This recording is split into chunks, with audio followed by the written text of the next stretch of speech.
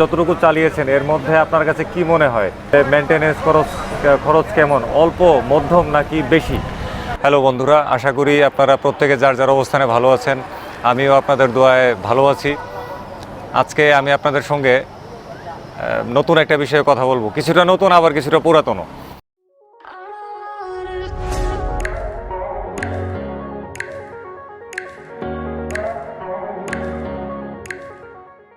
তো বন্ধুরা, এই মুহূর্তে আমি দাঁড়ানো আছি ঢাকার শেরেবাংলা নগরে ইসলামী ফাউন্ডেশন ভবনের রাস্তায়।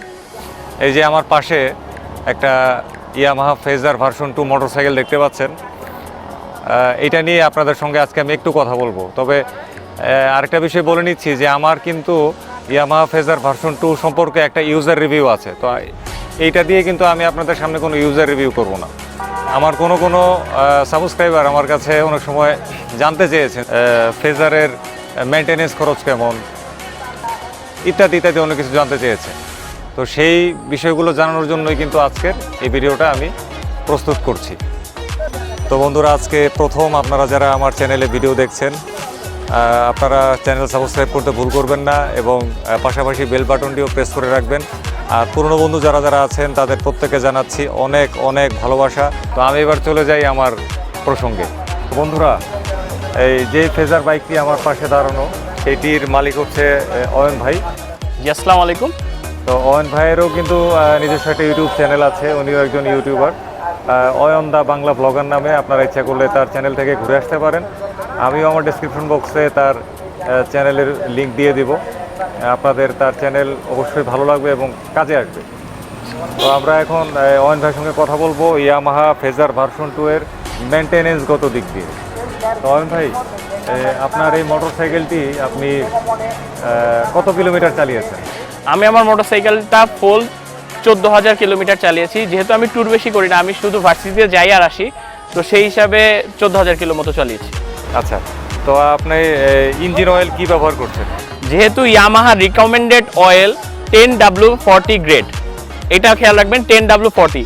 সো সেই হিসাবে আমি দুইটা অয়েল ইউজ করতে পারি, একটা হচ্ছে মিনারেল অথবা সিনথেটিক। আমি সবসময় সিনথেটিক ইউজ করি। আমি মতুল ইউজ করি, জিক ইউজ করি, তারপরে শেল অ্যাডভান্সের যেটা সিনথেটিক ফুললি সেটা ইউজ করি। তো এতে পারফরমেন্স কেমন আসছে? আপনি সিনথেটিক অয়েল ইউজ করলে নর্মাল মিনারেল অয়েলের যে পারফরমেন্স আছে তার থেকে অনেক ভালো পারফরমেন্স পাবেন। দেখা যাচ্ছে আপনার আরপিএম বেড়ে যাবে, ভাইব্রেশন কমে যাবে, ইঞ্জিনটা কম গরম হবে, সব দিক দিয়ে আপনি স্মুথ চালাতে পারবেন। তো আমি ভালোই পারফরমেন্স পাচ্ছি। 14,000 কিলোর মধ্যে আপনার গাড়ির সার্ভিসিং কি করিয়েছেন, মানে কি পার্টসপাতি লাগিয়েছেন? আচ্ছা, এখানে আমার অনেকগুলো কথা আছে। নর্মালি মানুষের পার্টস লাগে, বেশি পার্টস লাগাতে হয় না ইয়ামাহা গাড়িতে।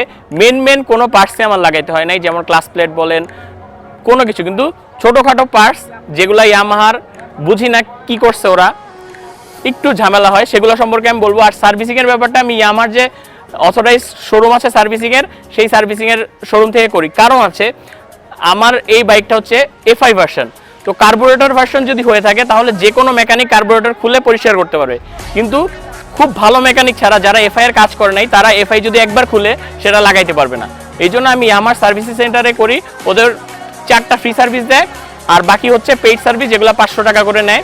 তো আমি পেইড সার্ভিস করি 3 মাস পর আমি সার্ভিসিংটা করি। তো আমি যা চেঞ্জ করেছি বাইকে, তো চেঞ্জের মধ্যে প্রথমে যে জিনিসটা আমার বলবো যে মোবিল ফিল্টারটা 2বার মোবিল দিলে চেঞ্জ করতে হয়। এটা সব বাইকেই করতে হয়, মোবিল ফিল্টার যেটা ছোট সেটা চেঞ্জ করতে হয়। এরপরে যে জিনিসটা আমাকে অনেক কষ্ট দিচ্ছে সেটা হচ্ছে পিকআপের যে ওয়্যার ইয়ামাহার, এটা আমি 1বার না 2বার চেঞ্জ করা লাগবে, এবারও প্রবলেম হচ্ছে। তো ফেজারের সেটিংয়ে ইয়ামাহার পিকআপের যে ওয়্যারটা আছে ওইটা এমনভাবে সেট করা যে বডির কোনো একটা না কোনো একটা জায়গায় ঘষা খেয়ে ওটা একটু ছিঁড়ে যায়। যখন ছিঁড়ে যায় তখন যদি আমি এরকম করি, ফুল এই সাইডে কাটি, তখন আরপিএমটা একটু হলেও বেড়ে যায়। তো এইভাবে আমার একবার পিকআপের তারটা ফুটা হয়েছে, সেটা আমি চেঞ্জ করছি। চেঞ্জ করে এখনও হালকা প্রবলেম দিচ্ছে, এখনও চেঞ্জ করার মতো হয় নাই। তো এইটা গেল একটা বিষয়। আর একটা বিষয় যদি বলতে চাই তাহলে টেল লাইটের যে থাকে, যে ব্রেক ধরলে লাইটটা জ্বলে, সেই লাইটের যে 2টা ফিউজ থাকে, পায়ের ব্রেকে একটা ফিউজ থাকে, সামনের ব্রেকে একটা ফিউজ থাকে, ওই 2টা ফিউজ আমার একবার চেঞ্জ করা লাগছে।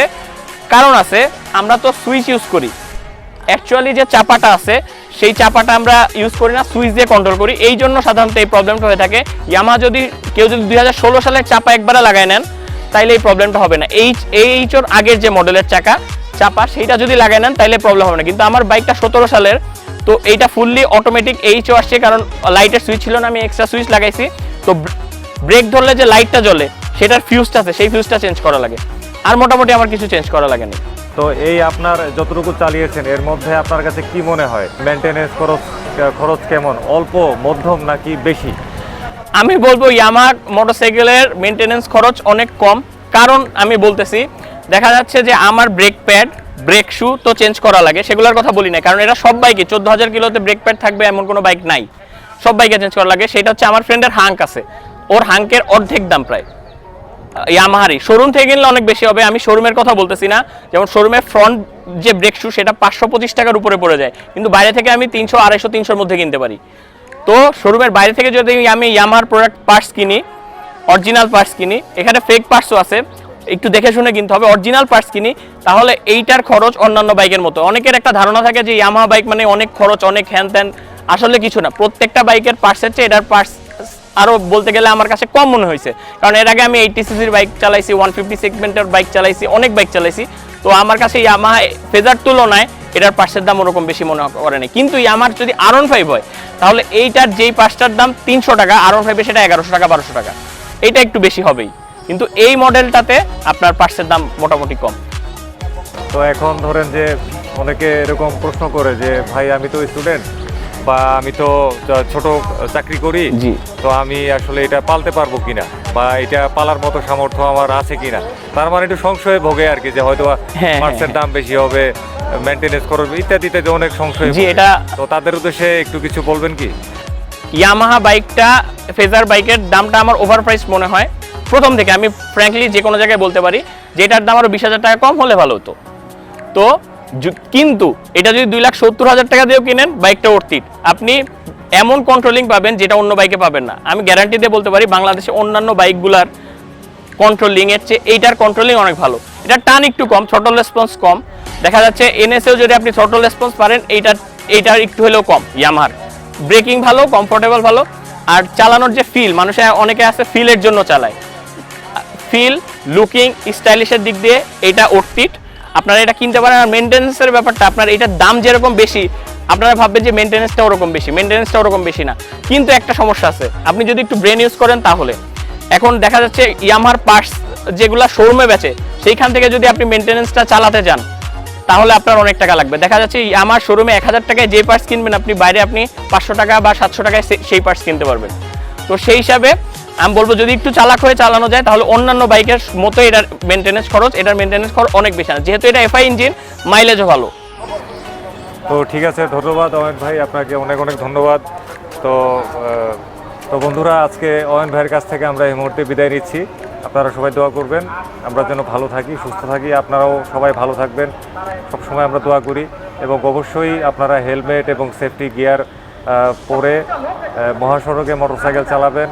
এবং ঢাকা সিটিতেও যদি আপনারা বা অন্য সিটিতেও যদি মোটরসাইকেল চালান, অবশ্যই ভালো মানের ফুল ফেস সার্টিফাইড হেলমেট ব্যবহার করবেন। তো এই মুহূর্তে আমি একটা কথা বলবো, রিকু ভাইয়া অনেক কষ্ট করে ভিডিওর জন্য, এবং ভাইয়া গোপ্রো কিনছে রিসেন্টলি। তো অনেক ভালো ভালো ভিডিও আসতেছে ভাইয়ের চ্যানেলে। আপনারা আমাকে চিনে থাকেন বা না চিনে থাকেন, যেমনেই হোক ভিডিওটা সাবস্ক্রাইব করেন আর লাইক দেন। অনেক ইম্পর্টেন্ট কথা বলছি। রিকু ভাইয়ের চ্যানেলে এরকম অনেক সুন্দর সুন্দর ভিডিও আছে, সবগুলো ভিডিও দেখেন আর চ্যানেলটা সাবস্ক্রাইব করবেন। ইনশাল্লাহ হতাশ হবেন না, অনেক ভালো ভালো কি থাকবে এই নিয়ে। আসসালামু আলাইকুম, খুদা হাফেজ।